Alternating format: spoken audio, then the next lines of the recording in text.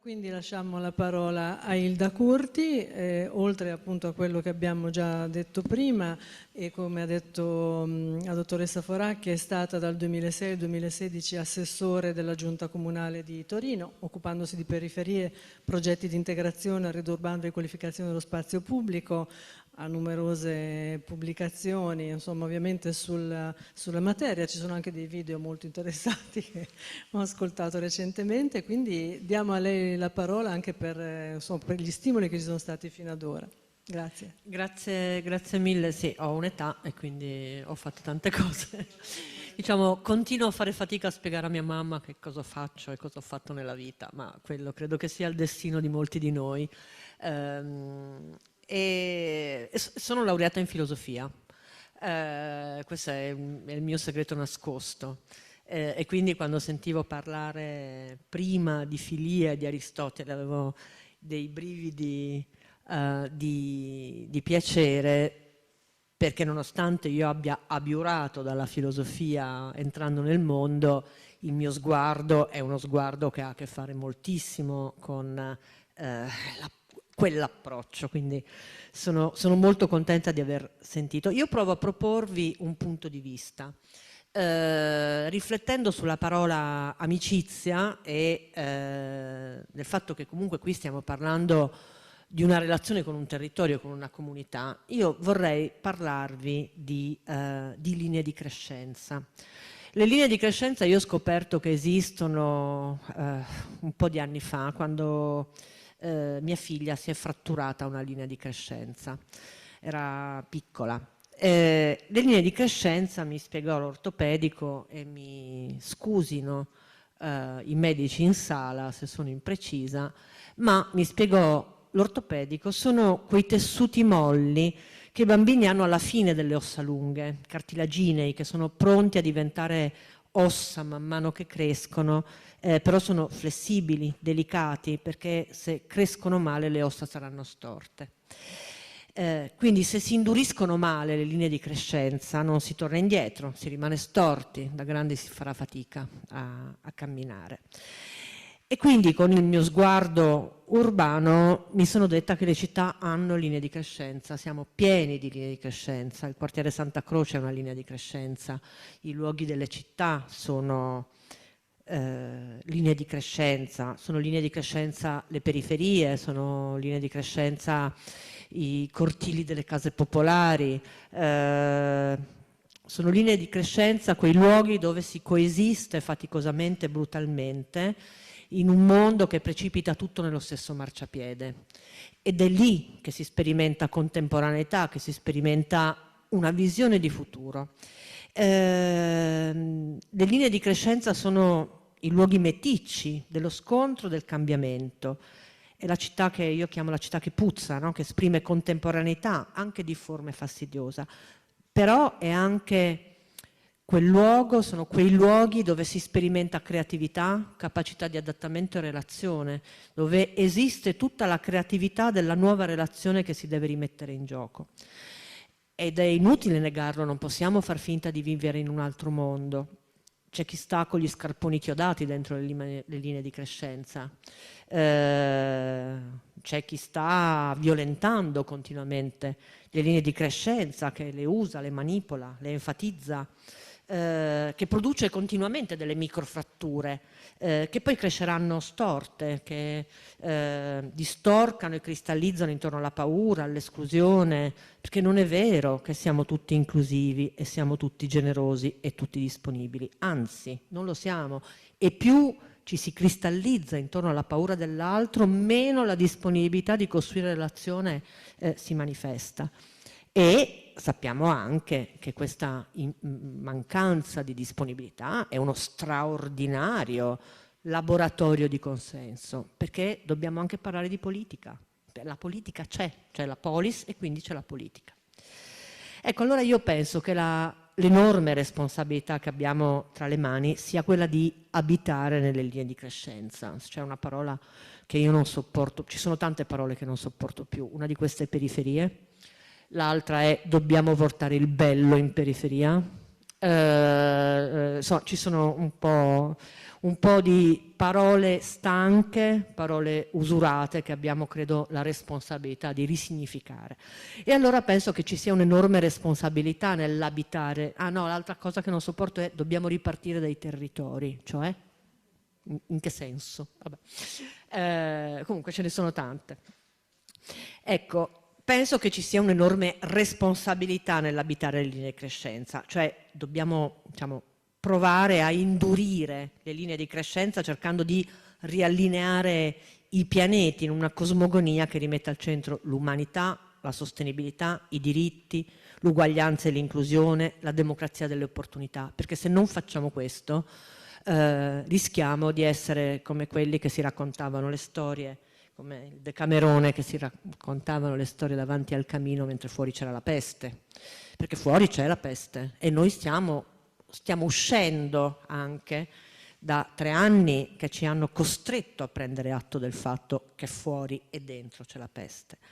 Allora, come mi disse l'ortopedico del pronto soccorso quando mia figlia si ruppe la linea di crescenza, mi disse: non ci si deve fare niente, no? Le fratture nei tessuti molli, nelle linee di crescenza, sono da curare bene non per l'immediato, ma per come cresceranno. Le microfratture non fanno male subito, ma possono fare malissimo nel futuro. E allora mi disse che non serviva ingessare, serve l'esperto, l'ortopedico, però serve l'infermiera che benda, il negoziante che affitta le stampelle, la madre che porta lo zaino, i compagni che aiutano in classe, il vicino di casa che apre la porta. Cioè servono delle comunità di saperi e di disponibilità che rimettano in sesto le microfatture. Io credo che quando parliamo di amicizia, di filia, di relazione e di legame nei nostri territori, di questo dobbiamo parlare, cioè di quelle comunità di saperi, di competenze e di disponibilità che curano la relazione, che si mettono in gioco per curarsi e curare la relazione. E quindi per le città, se è vero per i bambini che se la fratturano, per le città vale lo stesso, cioè stare nella linea di crescenza significa allearsi, costruire senso, raccontarlo, pugnare, litigare, perché dobbiamo litigare, non dobbiamo avere paura del conflitto, perché nelle comunità, nelle linee di crescenza il conflitto c'è e non possiamo far finta di non vederlo. Però dobbiamo offrire strumenti, costruire politiche che accompagnino i tessuti molli a diventare degli scheletri che sostengano un corpo sociale ammaccato, malato, affaticato.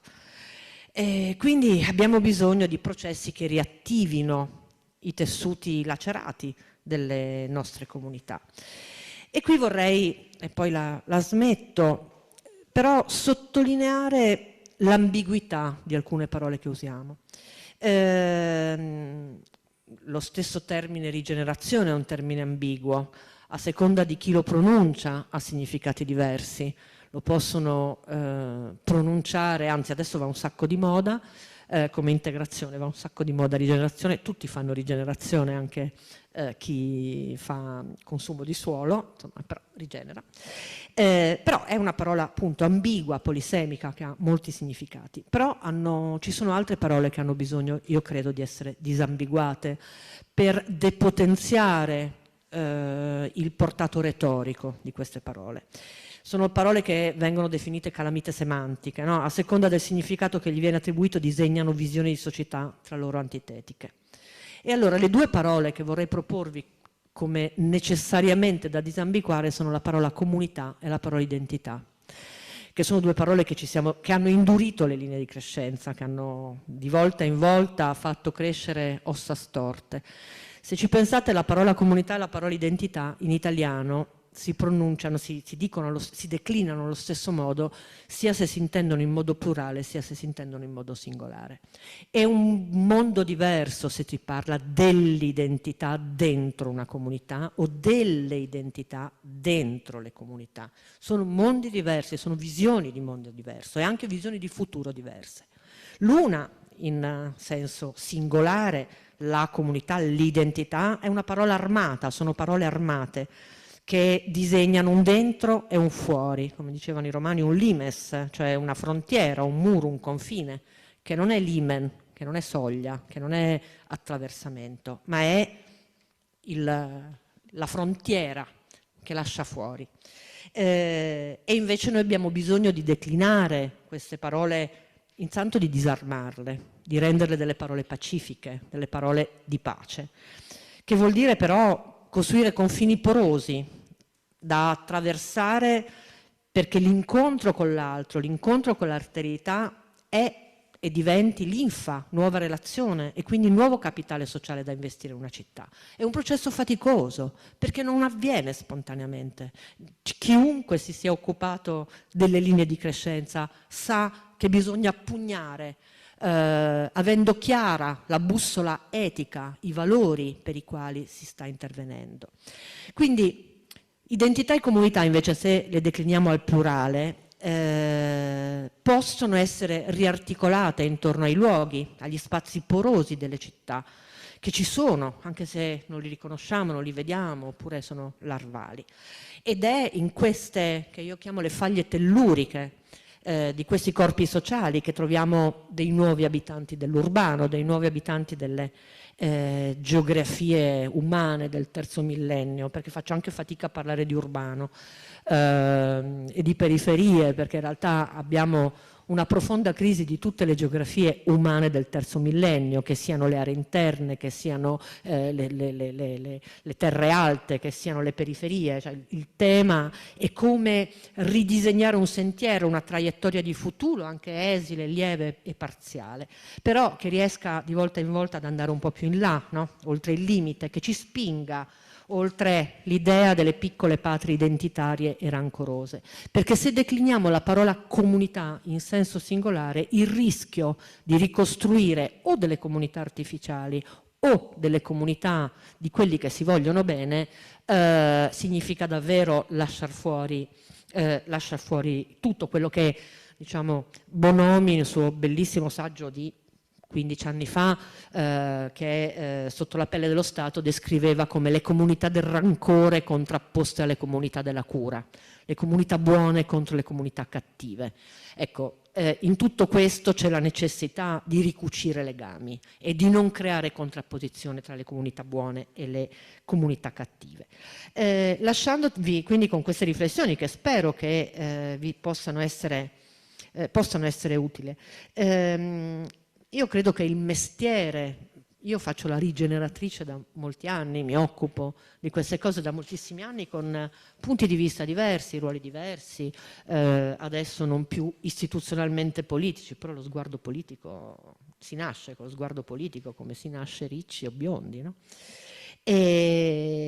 Però lasciandovi con il mio sguardo politico, credo che il compito che abbiamo tutti tra le mani sia quello di entrare nei corpi vivi della città di carne, quindi in queste linee di crescenza, sapendo che non esistono esiti senza processi, non esiste tecne che possa sostituirsi al logos, abbiamo bisogno di pensiero, di visione, di parola e poi dobbiamo utilizzare le tecniche, dobbiamo mettere in campo le competenze, ma senza logos, senza visione, senza pensiero di futuro, in realtà anche le tecniche rischiano di non curare a sufficienza le linee di crescenza. Grazie.